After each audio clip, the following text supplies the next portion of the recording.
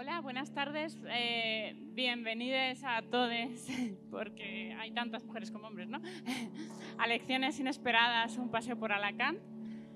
Soy Aurora Domínguez. Esta es la segunda parte del proyecto. La primera parte es un podcast de 20 episodios sobre espacios relevantes de la arquitectura de Alicante, elegidos por invitados relevantes también. Y esta tarde el formato es como así un poco plató de televisión, teatro, conversación abierta, porque la idea es que participemos todos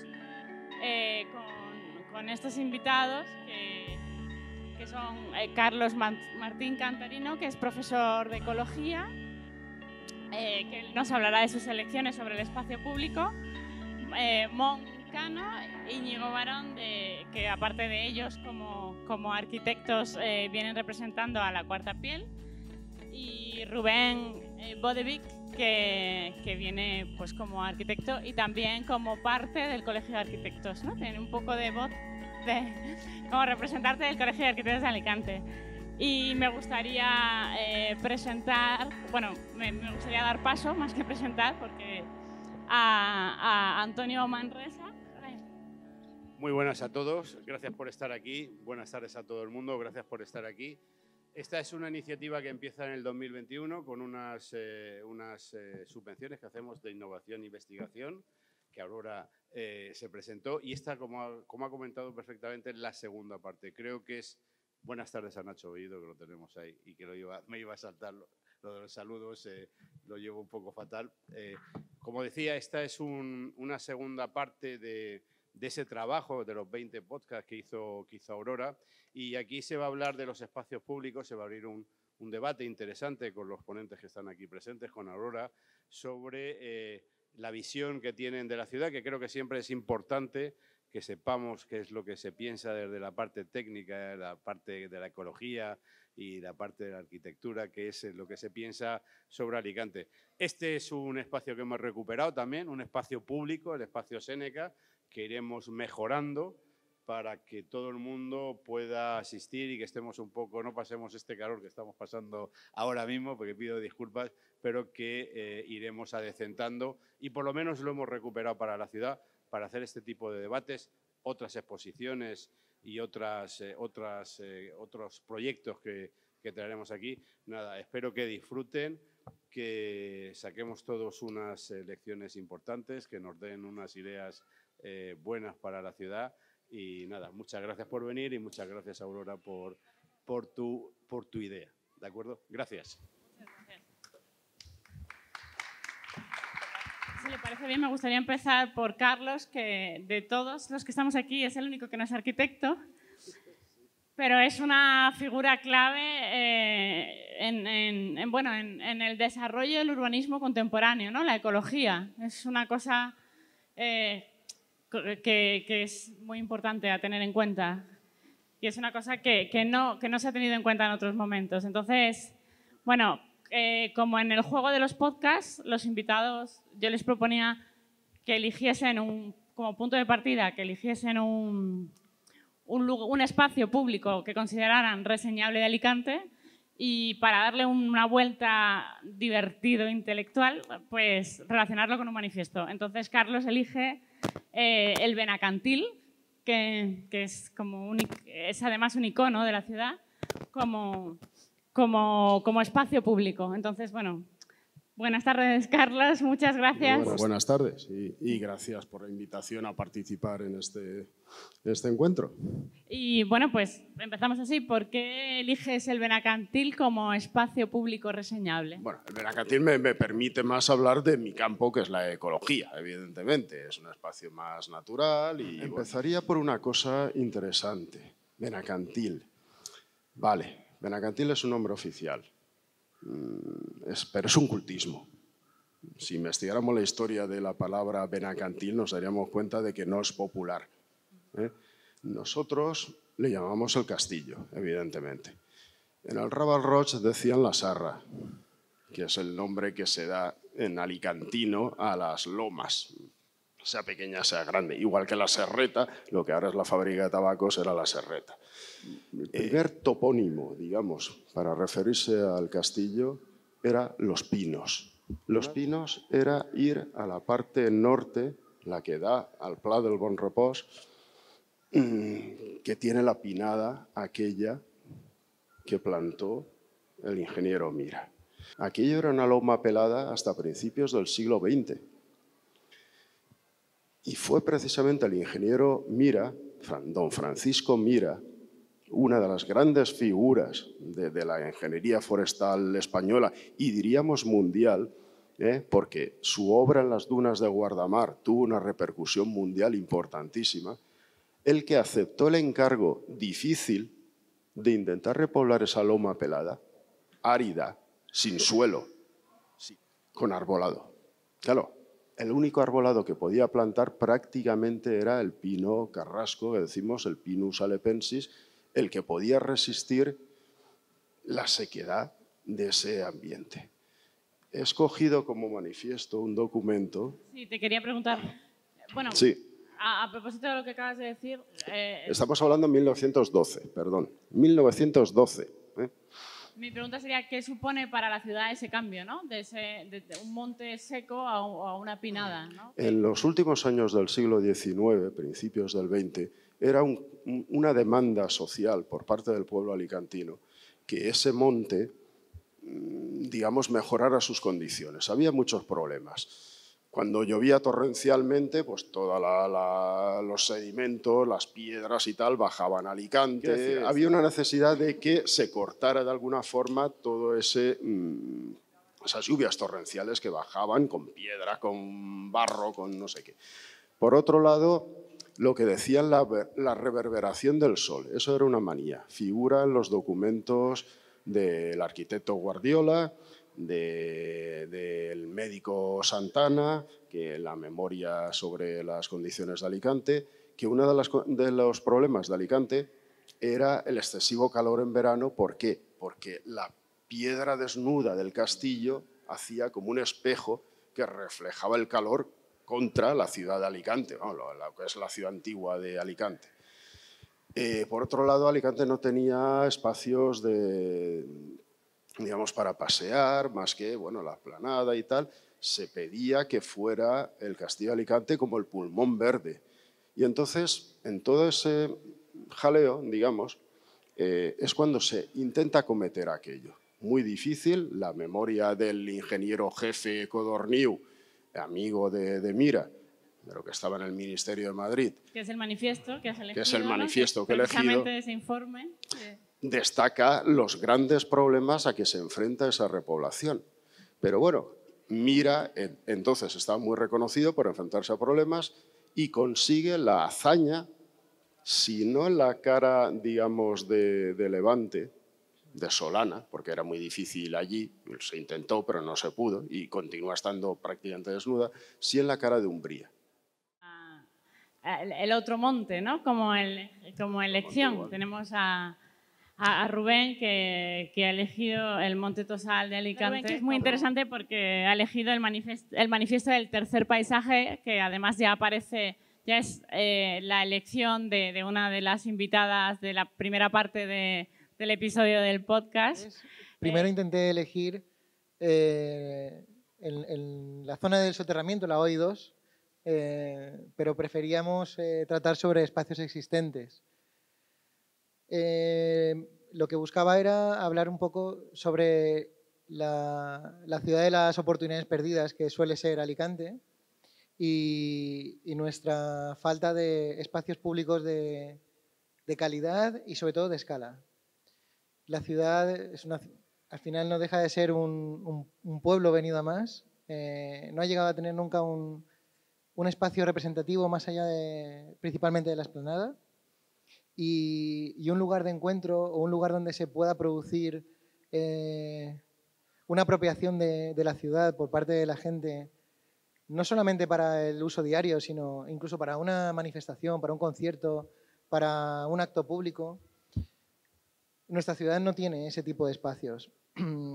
Es una ciudad que pasó de ser una joyita del Mediterráneo antes de la Guerra Civil, en los años 40 y demás, a una ciudad de hormigón y de especulación a partir de los años 50 y especialmente de los 60, en la que se creció de una manera muy desordenada, de una manera solamente supeditada al rendimiento del suelo, y las pocas cosas que se salvaron era por condicionantes muy duros, ¿no? Como en el caso de la OI2, las vías del ferrocarril, ese espacio afectado por el ferrocarril, o en el caso del Benacantil, del Tosal, la orografía, la propia orografía que impedía que subieran las calles más de lo que ya lo arañaron, ¿no? Para mí el Tosal, cuando se habla de un futuro parque central o cosas parecidas, yo ese discurso ya no me lo creo, ya sé que está perdido y que nos lo han robado y que no se recuperará nunca. Pero el verdadero parque central que tiene Alicante es justo el Tosal.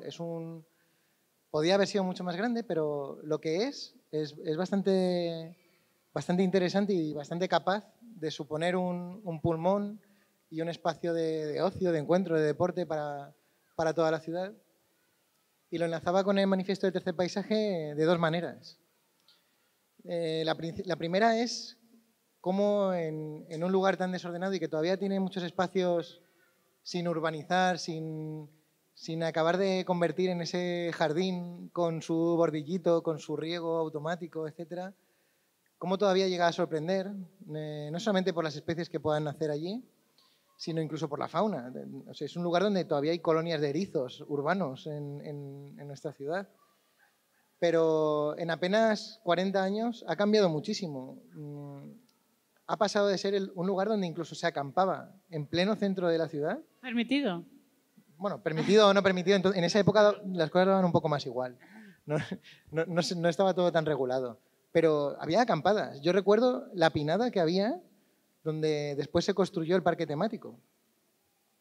Y cómo se arrasó una pinada inmensa, maravillosa, que no necesitaba nada más para construir un aterrazamiento de plataformas de hormigón para ese parque. Y cómo este espacio, esa ha sido su historia. Hasta que la ciudad llegó a tocarlo, era pues eso, un monte seco, típico monte de nuestro territorio, que no tenía ningún tipo de elemento especial. Había un pequeño manantial, estaba la Fuensanta por ahí, pero no tenía mucho más. Cuando llega la guerra de la invasión napoleónica, como ya el castillo de Santa Bárbara estaba un poco desfasado, obsoleto, y la ciudad había crecido tanto que el castillo no podía protegerlo, se decidió hacer una fortaleza pensando en las guerras antiguas y no en las guerras modernas, que nunca llega a entrar en uso porque se construye con muchas deficiencias, se construye con voluntarios de la ciudad, con mano de obra no especializada y sobre todo sin que alguien entienda que el invasor tiene una tecnología de combate mucho más avanzada que nuestros cañoncitos, ¿no? Así que se queda ahí una construcción que nadie sabe muy bien para qué serviría y se ajardina y se convierte en el primer pequeño parque de la ciudad, se llena de esculturas, con algunas esculturas de Bañús, se convierte en un pequeño jardín romántico elevado que permite observar toda la ciudad. Hay unas postales desde el torreón del castillo de San Fernando preciosas de la ciudad. Y a partir de entonces la ciudad empieza a crecer en V, esquivando justo el Tosal y en lugar de utilizar el Tosal como ese corazoncito verde, lo utiliza como el cajón desastre donde todo cabe. Originalmente había ahí un cementerio que se trasladó después al actual, pero empieza a aparecer todo tipo de equipamientos e invenciones. Bueno, pues primero empezamos con un hipódromo, después llegan algunas pequeñas, la primera ciudad deportiva, la antigua, con sus primeras piscinas. Estaba también, por cierto, el depósito de aguas de Alicante, la zona del obispado con su residencia para los curas y demás. Luego aparece el Mundial. Bueno, antes el Hércules construye su nuevo estadio, luego se amplía el estadio, luego viene un Mundial de Gimnasia Rítmica, se construye el centro de tecnificación. Todo se va como añadiendo y todo cabe allí. Solo lo único que sucede es que todo se va robando a esa posible oportunidad que habríamos tenido de tener un gran pulmón verde. No obstante, todavía la zona más alta resiste. Se le siguen dando mordiscos especialmente con el parque temático, pero bueno, que haya habido un dispensario de metadona por el que yo pasaba todos los días cuando iba al colegio y al instituto. Ha sido una zona, estaba la feria, de pequeño ponían la feria ahí. Ha sido el lugar donde hacer de todo, y realmente lo poco que lo ha salvado ha sido que la titularidad era pública, que no podía haber esa especulación, aunque se intentó. Con el plan general que se tumbó, hubo un intento de aprovechar ese espacio céntrico para recalificar los terrenos del Rico Pérez. A pesar de esto, a pesar de todos esos bocados que se han dado, ha seguido funcionando como un tercer paisaje a nivel urbano, ya no a nivel ecológico, sino a nivel urbano, donde en el manifiesto del tercer paisaje, entre muchas cosas, habla de cómo esa naturaleza inesperada tiene un gran valor. La naturaleza, las plantas, los animales que empiezan a poblar los espacios residuales entre los terrenos agrícolas, entre los pueblos, entre carreteras y vías de ferrocarril, y cómo la naturaleza, cuando coloniza esos lugares, lo hace de una manera muy sabia, y ahí todavía aparece riqueza, en esos lugares que normalmente despreciamos. Y también en la ciudad, en los lugares que no están programados, en los lugares que no tienen un destino preciso, aparece mucha riqueza. Y basta con darse un paseo por allí un día que no haga mucho calor o un fin de semana para ver cómo la ciudadanía se sigue apropiando de cualquier pequeño rinconcito que todavía queda por allí, tanto para dar un paseo, para echar un partido de fútbol, para sentarse un rato a la sombra o para disfrutarlo, ¿no? Este lugar todavía tiene un tremendo potencial en el que podríamos aprovecharlo para no solamente recuperar patrimonio, sino también para conectar barrios y para atraer a la gente del centro que no tiene un mínimo espacio de gran escala o una zona verde potente, para que de verdad fuera su pulmón. Y desgraciadamente no surge, no sucede. ¿Por qué crees? No sucede porque primero hay una falta de interés específico en hacer un plan, en tener un plan director, un plan especial, llamémoslo como sea, en el que se ordene y se tenga una dirección que seguir. Justo hoy, aparecía en el periódico una noticia de que Consellería ha decidido poner un nuevo conservatorio de música ahí arriba. Es un sitio en el que las administraciones lo poseen, entre el Ayuntamiento y la Consellería de Educación, poseen casi toda la superficie, deciden que cuando hace falta algo se meta ahí, con cazador, de cualquier manera. Y no es un sitio adecuado porque, aunque los colegios tienen unos espacios y unos entornos muy chulos, es un sitio de difícil acceso, donde llegar andando a diario o para ir a estudiar en el centro de turismo o para hacer deporte no suele ser muy fácil, donde no suele ser fácil tampoco aparcar, el transporte público le cuesta llegar y donde sería mucho mejor ir liberando otros espacios mucho más accesibles, mucho más cercanos a la ciudad, para ubicar de verdad las dotaciones y los equipamientos donde de verdad hacen falta, que no ir metiendo constantemente nuevas cosas en el Tosal, sobre todo sin una estrategia. Simplemente hace falta algo, pues venga, para allá. En el Tosal hay edificios vacíos del antiguo colegio de huérfanos ferroviarios, hay una piscina al aire libre abandonada, hay pistas deportivas abandonadas, hay una pinada recayente a la calle Camino de Ronda, enorme, cerrada, vallada, porque está dentro del recinto de huérfanos ferroviarios. Quizá todavía eso ha llegado hoy, ha llegado a nuestros días porque justo ha pertenecido a algo que no ha sido accesible para morder, para robarlo, ¿no? Pero todavía tiene ese gran potencial que está por aprovechar. Toda la parte trasera del Instituto Jorge Juan, incluso el Colegio de la Aneja, pese a tener una gran historia y disfrutar de unas vistas inmejorables en la ciudad, estaría mucho mejor en un colegio moderno, mucho más cercano al centro. Se deberían buscar espacios en el tejido urbano y liberar. O sea, tu propuesta es vaciar todo. No, mi propuesta es que haya un plan.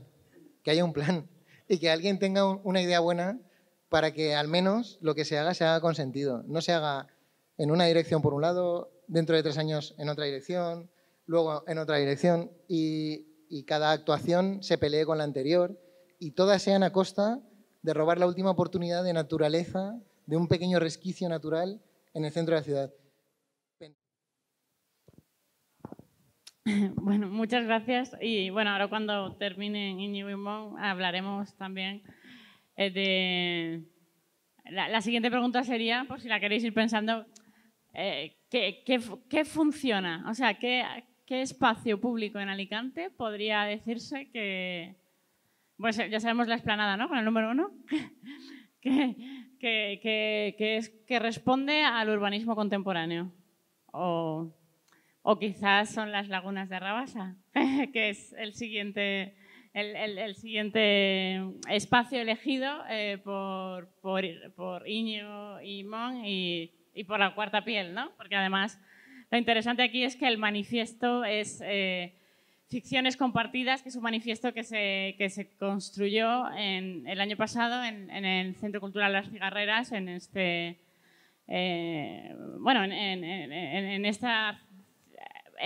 ejemplo de espacio público que funciona, ¿no? Lo que pasó en Cigarreras el verano pasado se podría decir que es un ejemplo de espacio público contemporáneo, volviendo a la pregunta que he hecho antes, ¿no? De ¿cuál podríais decir que es un espacio público en Alicante que funciona y que tiene carácter contemporáneo? Pues yo lo pregunto, yo lo respondo. Lo que sucedió con vosotros el año pasado en Cigarreras, ¿no?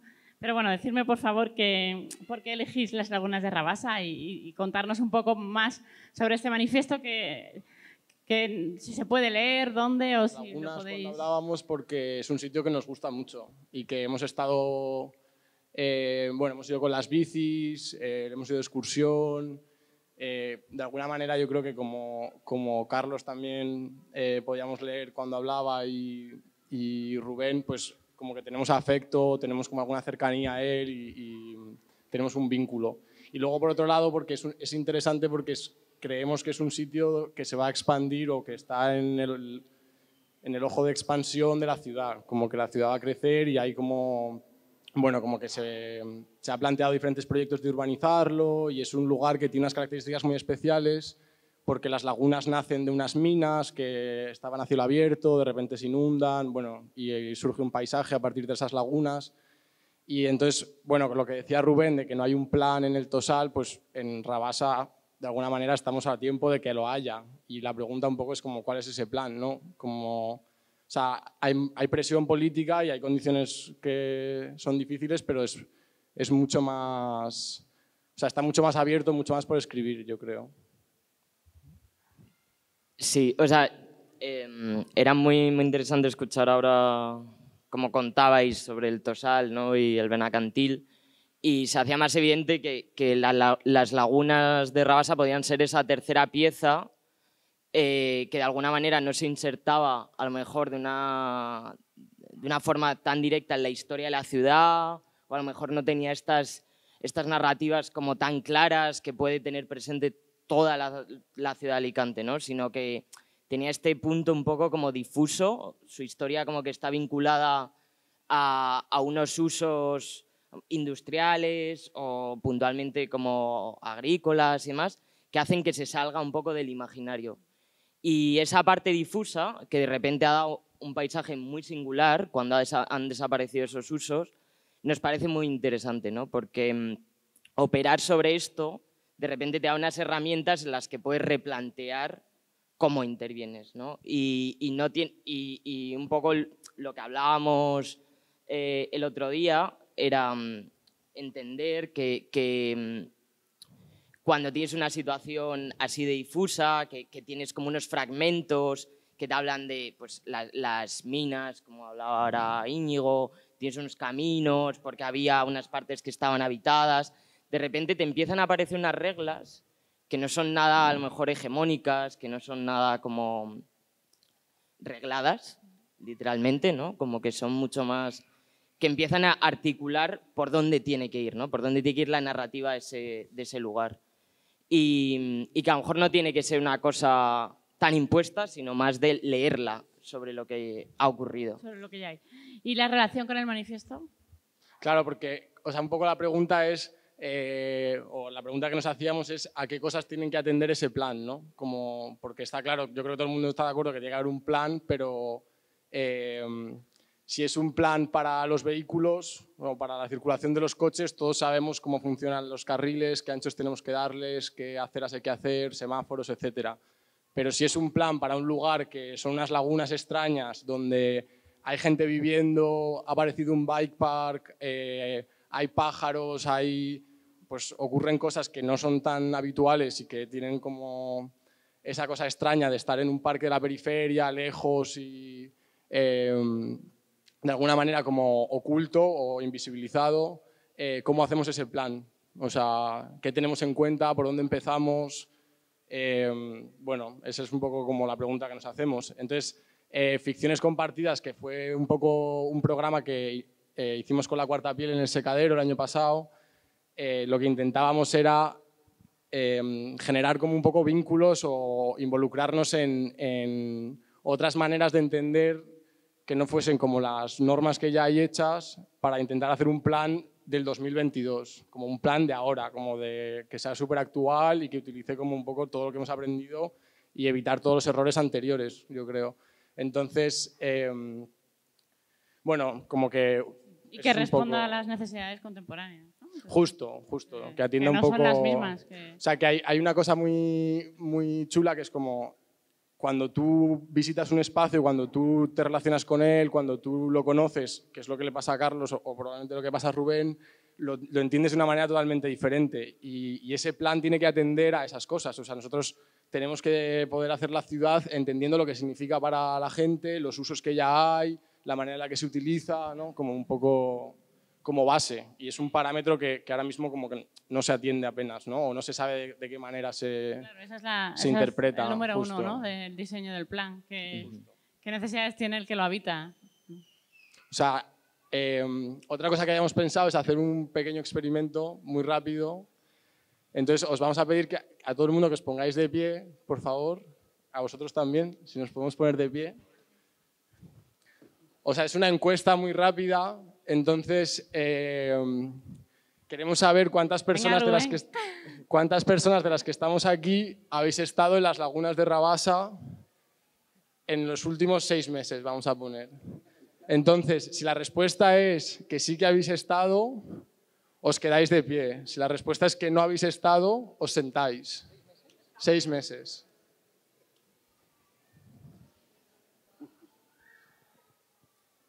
Vale. Genial.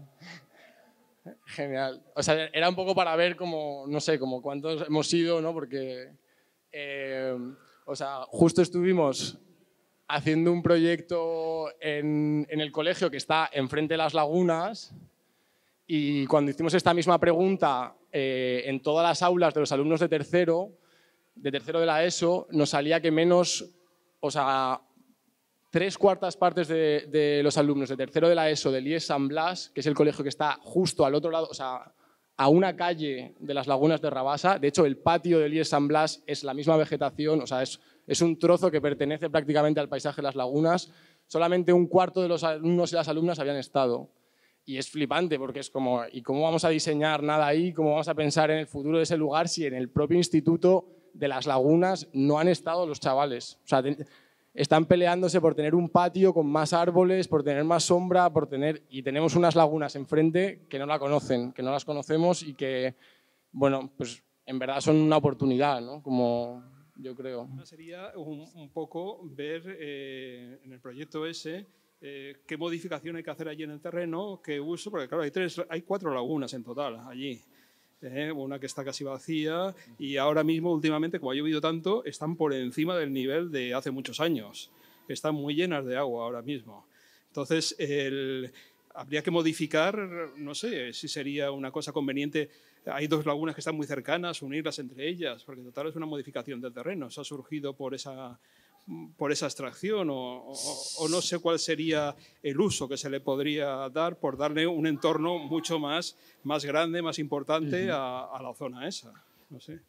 Que creo que es súper interesante lo que comentas y es uno de los puntos de poner la mira sobre un paisaje así, ¿no? Un paisaje que efectivamente ha sido antropizado, que efectivamente es fruto de un proceso industrial, pero que no podemos negar, porque como comentaba Rubén, de repente en estas situaciones empiezan a aparecer terceros paisajes, paisajes que forman parte de nuestro entorno y que muchas veces se están negando simplemente, ¿no? Como se está negando que eso forma parte de lo que es la periferia de Alicante, de lo que es como los paisajes colindantes. Entonces, empezar a leerlos nos permite empezar a entender de una manera más profunda cuáles son los paisajes que tenemos al lado, que no son probablemente tan idealizados o tan vírgenes como creíamos, ¿no?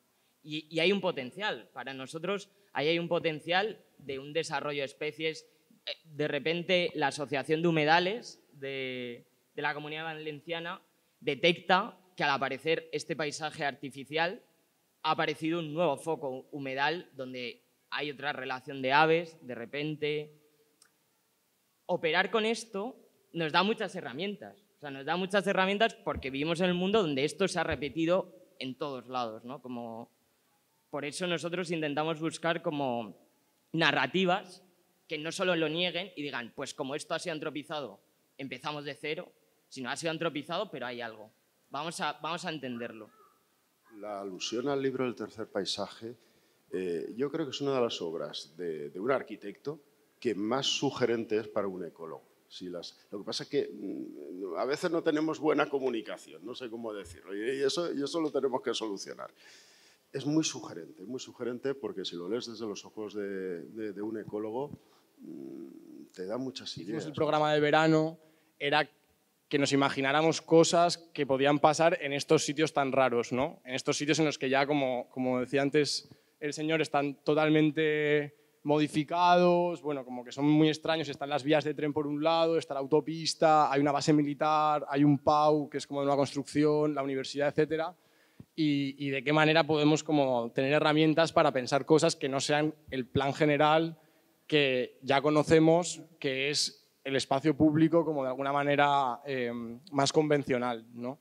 Entonces, por eso, pues una de las cosas que hacíamos era generar encuentros ahí, que es justo lo que tú dices. Es como generar encuentros, generar excursiones, darle uso, hacer actividades para estar allí, para habitarlo, para como, o sea, generar vínculos, de alguna manera pasártelo bien y que se empiece también como nos empecemos a hacer la pregunta de ¿y si las lagunas se convierten en como ese easy, no sé qué? Es una cosa muy interesante, yo creo, como que tenemos que pensarlo también desde ahí, o sea, como que qué podría ser, ¿no? Es un poco... Sí, tenemos que pensar el espacio. O sea, no solo como tomar los ejemplos anteriores que ya tenemos, sino también es que es una cosa única y es una cosa súper especial que nos va a dar... O sea, si trabajamos con lo que tiene ahí, probablemente se convierta en una cosa también como totalmente diferente, ¿no?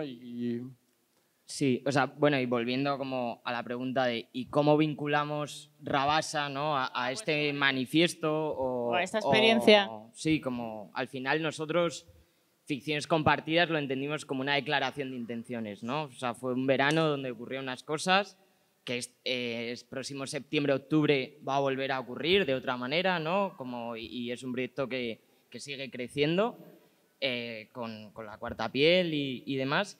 Y un poco lo que nos parecía interesante es que en este espacio o en este tiempo proponíamos unas maneras de hacer para acercarnos a estos paisajes a modo de prototipo, a modo de excursión, a modo de formato que fuese, que de repente establecía unos afectos nuevos por unas condiciones inimaginables antes, ¿no? Porque se apoyaban siempre de una parte narrativa. Y esto es muy interesante, ¿no? Pensar que de repente el urbanismo tuviese una parte narrativa, pero no la hegemónica histórica, sino de repente ficcional.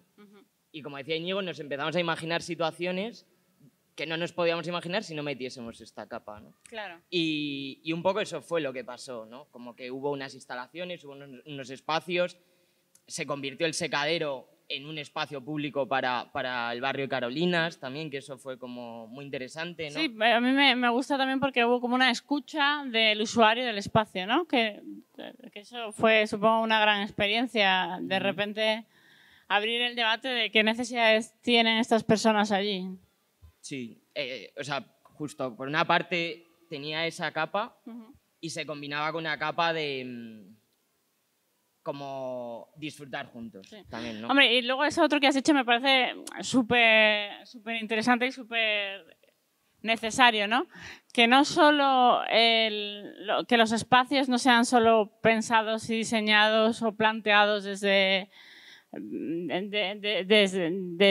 lo oficial, ni que respondan ni que respondan a su condición histórica, sino que se traduzca una fantasía, que se materialice una fantasía en el espacio. Y eso sí que me parece necesario, ¿no? Y quizás no se hace tanto, se hace más esa idea romántica o tirar de ese imaginario de lo que ahora funciona, en lugar de tirar de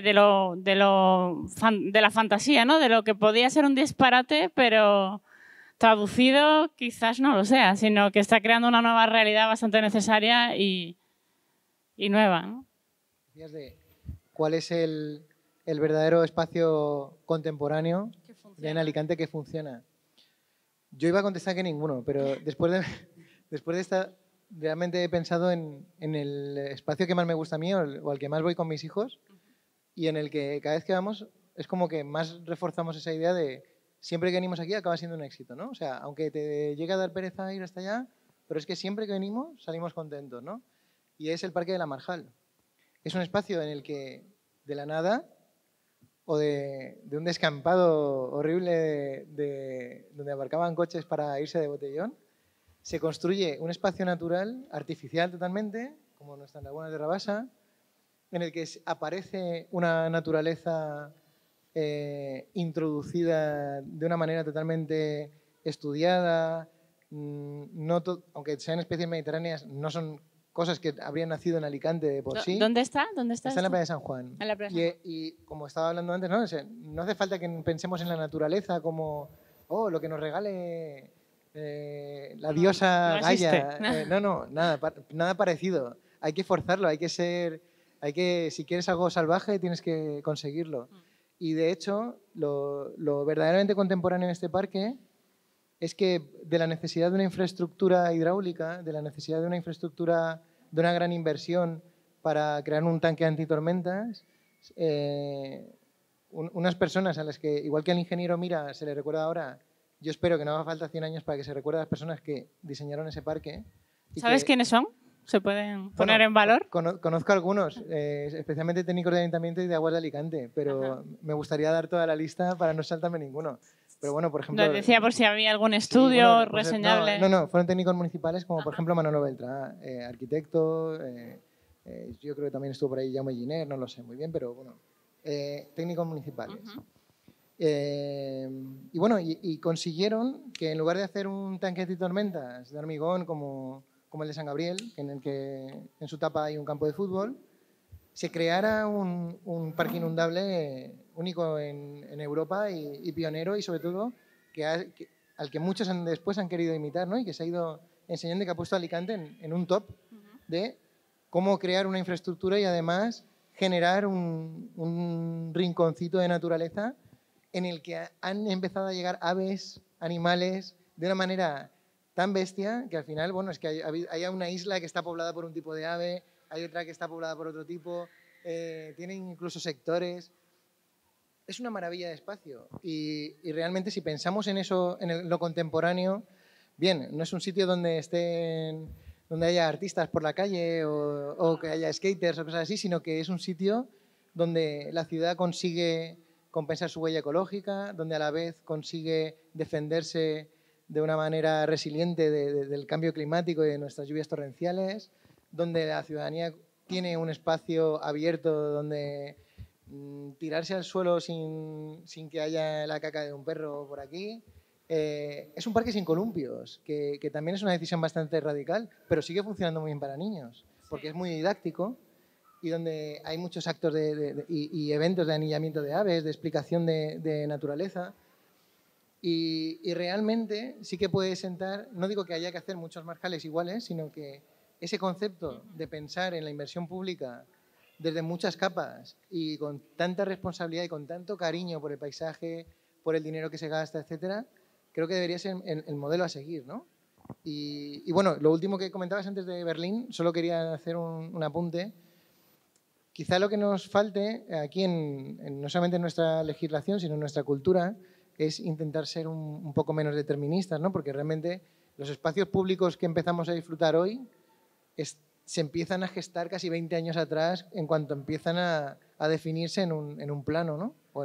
O en las líneas de una reparcelación. Y siempre llegan tarde.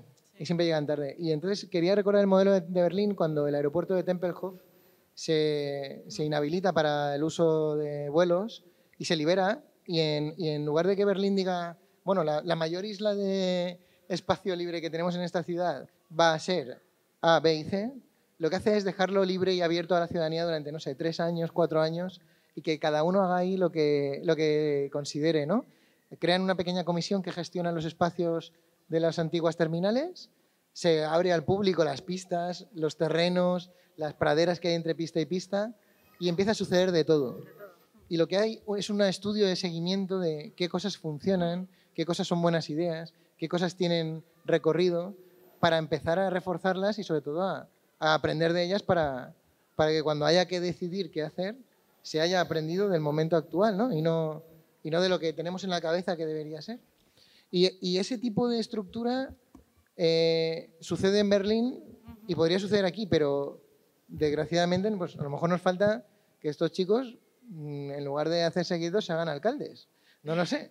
O consellers. Pero bueno, ahí está el pensamiento. Sí, yo creo que es muy interesante. El ejemplo de Berlín es, de repente, un espacio que significa un campo de pruebas, ¿no? Ya en el podcast de la edición primera con Estudio Aranea, Paco Leiva decía que la isla de Tabarca podría ser un buen ejemplo de una mini ciudad en la que empezar a analizar las cosas como sucede, por ejemplo, en Berlín con el aeropuerto de Tempelhof y luego traerlas aquí, ¿no? Ver un poco, usarlo como maqueta para traerla aquí.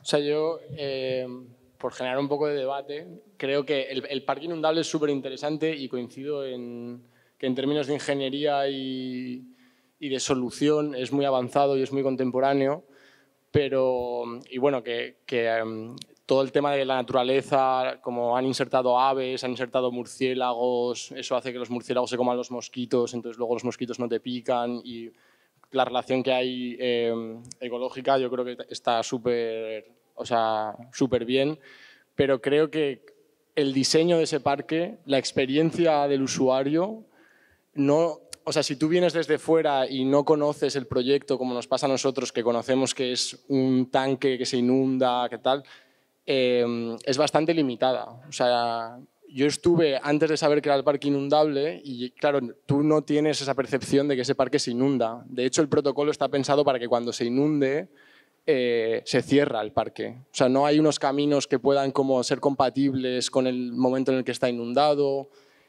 Aparecen papeleras en las zonas como que se inundan, o sea, como que creo que todavía tiene esa rigidez de no tener como una cercanía hacia la experiencia y hacia un poco, ¿no? Quizás se está aprendiendo un poco a usarlo y el hecho de que la gestión ahora mismo vaya más hacia el lado de la seguridad no imposibilita que algún día, cuando esté muy aprendido por la ciudadanía, que ese parque cuando llueve sube el nivel del agua, se pueda dejar la puerta abierta, ¿no? O sea, claro, pero yo pensaba en las mareas de la playa y digo, nadie le pone una valla. O sea, todo el mundo sabe que el agua sube y baja en la playa, ¿no? Yo no sé si tú eres de Alicante, pero el tema de ese parque, a lo mejor alguien que venga, yo no sé, de Madrid, de Valencia, de alguna ciudad verdaderamente verde o con parques de verdad, pues se ríe de nuestros parques. O sea, no tenemos parques de verdad, aquí muy pocos, ¿no? Que merezcan la pena. Y entonces llegar a conseguir tener esto, para el que sabe de verdad lo que hay aquí, que al final las zonas verdes son las rotondas y un árbol cada 3 metros, pues realmente lo valora, ¿no? Pero está claro que podría ser mucho más avanzado en experiencia de usuario, en no tener ese lenguaje del jardín perfecto, ¿no? Pero aún así, pues sigue sobresaliendo tanto de la media de aquí que acaba siendo pues de lo mejorcito que podríamos tener como referencia. Por supuesto que podría ser de otra manera, pero también lo bonito de los parques y del tema del paisaje es que está tan vivo que lo único que pueden hacer es mejorar, ¿no? Que pueden seguir creciendo, que se pueden seguir modificando, que no es algo muy, muy cerrado, muy estricto como una plaza. Y que de ahí viene también un poco el punto de que no seas tan consciente a lo mejor o sea difícil de leer como la situación que tiene con el crecimiento del agua y con las diferentes especies que hay. O sea, es un poco por donde iba. Y la parte didáctica, es decir, creo que un gran interés sería que la gente comprendiera que ahí hubo una marjal que reunía las aguas, que gracias a eso pues estaba el cordón dunar, el no sé qué, las tierras de laboreo de la huerta, etcétera, etcétera. Y que de alguna manera, con los condicionantes actuales, claro, no se puede volver a lo que había antes, pero se ha intentado, inspirándose en el funcionamiento del ecosistema tradicional, crear una solución a los problemas de inundación y tal. Claro, yo soy toledana, llegué en el año 2004 y cuando llegué pregunté ¿dónde están los conventos? Claro, acostumbrada a mi paisaje, a mi ciudad, encontré que esta era una ciudad muy deslavazada, lógicamente por su historia. Y cuando he esperado al final de vuestra exposición para deciros, esta ciudad tiene muchísimas posibilidades. ¿Cómo se puede mejorar los barrios y conectar los barrios entre ellos para que los ciudadanos de cada uno de ellos tengan lugares de encuentro? Me cuesta contestarte por parte del Colegio de Arquitectos porque, aunque represente hoy al Colegio de Arquitectos, el Colegio de Arquitectos es una entidad privada que no tiene ese componente de laboratorio de ideas o de equipo propositivo hacia la ciudad o hacia el espacio público, hacia la arquitectura. Lo tiene en cuanto a promover el trabajo de los profesionales y en cuanto a darlo a conocer o a crear foros de debate, foros de ideas, pero no tiene una idea propia como Colegio de Arquitectos que defienda como esto es lo que hay que hacer, porque también tiene que representar a la diversidad de los arquitectos y al final, para bien o para mal, se queda en una posición neutra siempre, ¿no? Entonces, lo bueno es que el Colegio de Arquitectos pues, promueve que sean los propios colegiados o los propios arquitectos los que levanten su voz y la den a conocer y generen ese debate, ¿no? Más que el propio colegio. En cuanto a eso, ya no sé, yo creo que habría que preguntárselo más al ayuntamiento o a las instituciones públicas que controlan la movilidad, como la Generalitat. Pero yo, si contesto por mi parte, creo que en Alicante cuesta mucho cambiar cualquier paradigma y especialmente los de movilidad, no solamente por la cultura a la que estamos acostumbrados los ciudadanos y los usuarios, sino también por el miedo que existe en el propio ayuntamiento a generar ciertos cambios muy radicales o muy drásticos y que se vuelvan en contra de la propia administración, ¿no? Yo he visto calles que en menos de una década se han peatonalizado, se han despeatonalizado, se han vuelto a peatonalizar y se han vuelto a despeatonalizar. Eso solamente responde a lo que hablábamos antes de la falta de un plan o la falta de convencimiento en las decisiones. Y lo primero que había dicho era que esto, para bien o para mal, no deja de ser un pueblo grande, porque somos una ciudad con bastante población, pero no dejamos de ser un pueblo. Y Y aquí vamos un poco a remolque de lo que pasa en otras ciudades. Entonces, lo que ahora mismo estás viendo en Barcelona, en Valencia, llegará aquí, no sé, en 5 o en 10 años. Cuando ya esté experimentado y ya lo estén disfrutando allí y ya se haya convertido en éxito, ya se traerá aquí, seguramente a la alicantina, pero se traerá. Y más o menos funcionamos así. Te estoy describiendo una realidad más que los sueños que yo tendría. Pero... ¿Qué opináis sobre esta plaza? Sobre Espacio Séneca y Plaza de Séneca, ¿no? Esto es como... Es un espacio público relativamente nuevo en Alicante. Y bueno, quizás sea el momento de, ya que estamos dentro, ¿no? de pensar, ¿qué os parece? ¿Quién empieza? Bueno, yo me gustaría hacer un poco de contexto. Ajá. Cuando se proyecta, sobre todo al hilo de lo que os comentaba de que Alicante no tiene grandes espacios públicos, cuando se proyecta el derribo de las murallas y el ensanche de la ciudad, se proyecta un ensanche con 3 grandes plazas. La plaza de Séneca, la plaza de Balmes y la plaza de los Luceros y la plaza donde estaba y la plaza nueva, ¿vale?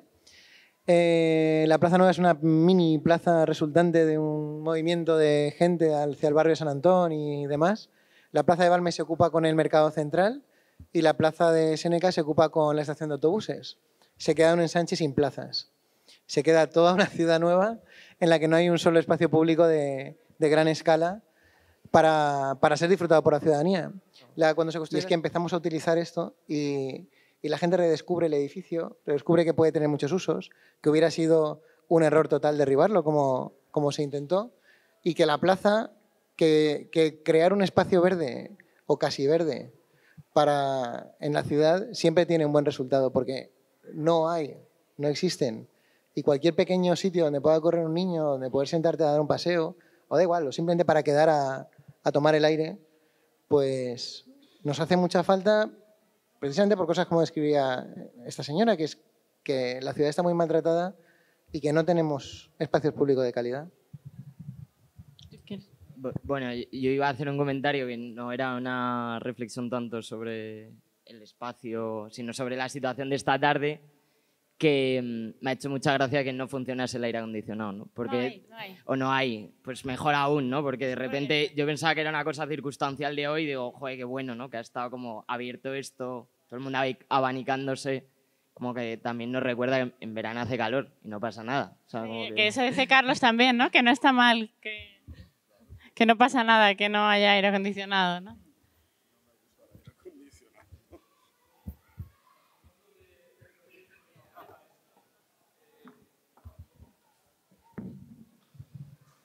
Bueno, has hablado de que aquí estaba proyectado un aparcamiento, ¿no? Vaciarlo y todo eso. Y se hace un proyecto de ideas y sale un ganador. Después dicen de quitar el aparcamiento, de quitarlo. Pero el proyecto de la plaza sigue siendo el mismo o se cambia. Totalmente. Es que yo lo veo con mucho hormigón esta zona. Que la veo con mucho hormigón esta zona. Pensando en que hubiera abajo un aparcamiento, porque ahí hay parterres que están sobreelevados. La pena es que no se hizo ese segundo concurso de ideas sin el condicionante del parking, porque el condicionante del parking justificaba que no hubiera árboles. Pero una vez que se elimina el aparcamiento, ya que habían tenido la bonita idea de hacer un concurso de ideas para elegir al mejor proyecto, ahí ya no se hizo. Pues... No, los refugios se sabía que estaban ahí desde el día que se construyeron, o sea... Lo que pasa es que querían negarlos, pero... El parking se cargaba los refugios. Sí. Es que se ve con mucho cemento. Yo presenté una alegación al proyecto diciendo que el refugio se quedara integrado dentro del parking. Y la respuesta del ayuntamiento fue que se perdían demasiadas plazas de aparcamiento y que se volvía inviable. El negocio. Bueno, la conclusión es que sí, es la mejor plaza que hemos podido tener, por el proceso en el que se movió el proyecto, pero podía haber habido otro concurso. Sí. Gracias. Sí, que como movimiento ciudadano que hicimos bastantes manifestaciones para que nos hiciera el parking. Yo es que vivo en esta zona, mis padres vivían en la calle Alemania desde hace 50 años.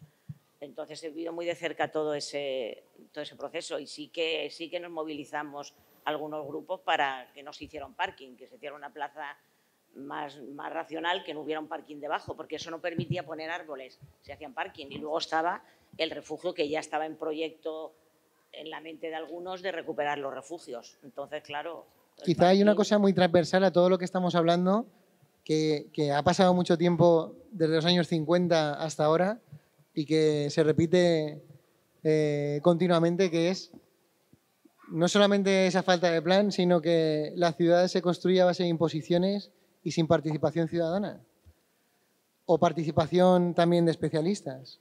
Y ninguna ciudad, o sea, no se puede manejar el dinero público sin tener al menos ese tipo de convencimiento de que no es tuyo y que no puedes hacer con él lo que quieras, sino que debes crear lo mejor para todo el mundo que lo va a disfrutar. Y en ciertos casos en Alicante no ha sido así. Es lo que yo he dicho, está hecha como a recortes. O a caprichos. A caprichos, está hecha como a recortes. Muchas veces hacen cosas que no tienen nada que ver unas con otras. Porque podríamos hablar, eso para otro tema, podríamos hablar de lo del puerto. ¿Qué proyecto hay en el puerto que cada día hay una cosa y que lo están llenando de cosas? Al final el puerto va a ser un mercadillo, un batiburrillo de cosas mezcladas que no se sabe para qué va. Yo es que como con la marcha nórdica camino tanto, claro, lo voy viendo y digo, bueno, ¿y en el puerto ahora qué proyecto hay? ¿Qué están haciendo? ¿Qué más van a añadir a ese puerto?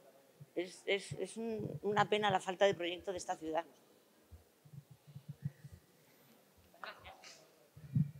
Sí. Muchas gracias. A ver, yo no soy de aquí de Alicante, o sea, no nací aquí, llevo aquí 5 años, pero tengo que decir que Alicante me parece muy interesante, si la verdad, porque rima. Es de poder votar, de poder elegir, de poder hablar a esta gente que supuestamente o no realmente hacen lo que quieren. ¿Hay alguna manera? Una vez cada 4 años. Una manera interesante de votar sería, o sea, es usar el espacio público y ocuparlo y llenarlo de uso y hacer un poco lo que creas que tiene que ser ese espacio. O sea, si es un espacio para... O sea, si faltan fuentes, es como, pues a lo mejor es como, pues, es complicado justo lo de la fuente, pero que hay que activar, o sea, hay que activar esos usos. O sea, que no sé si es que nos vengamos a comer y que traigamos nuestras garrafas y que no sé qué, o que hagamos una fuente con un punto concreto. O sea, creo que hay muchas posibilidades, todo depende también del nivel de implicación y las ganas que tengamos y cuántas seamos, pero creo que es una manera muy interesante de decir a los urbanistas, a los técnicos y a la ciudadanía en general lo que puede ser el espacio público y no está siendo, ¿no? Que es como, pues, usarlo. Pero por eso digo que pues es que, o sea, yo creo que lo interesante es votar usándolo, ¿no? Sí, o sea, yo no... A mí me gustaría terminar con una nota positiva. Efectivamente, yo veo aquí caras que conozco, que estamos todos en asociaciones, en Alicante, construyendo, ocupando el Tosal, ¿verdad? Este mismo edificio, haciendo cosas, y los espacios públicos se están utilizando de manera creativa y constructiva. Entonces, si cualquiera de los que estáis aquí no estáis en una asociación, hay muchas, os podéis unir y juntos construimos Alicante. Y estos espacios, la verdad, el ayuntamiento nos pone todas las facilidades para utilizarlas.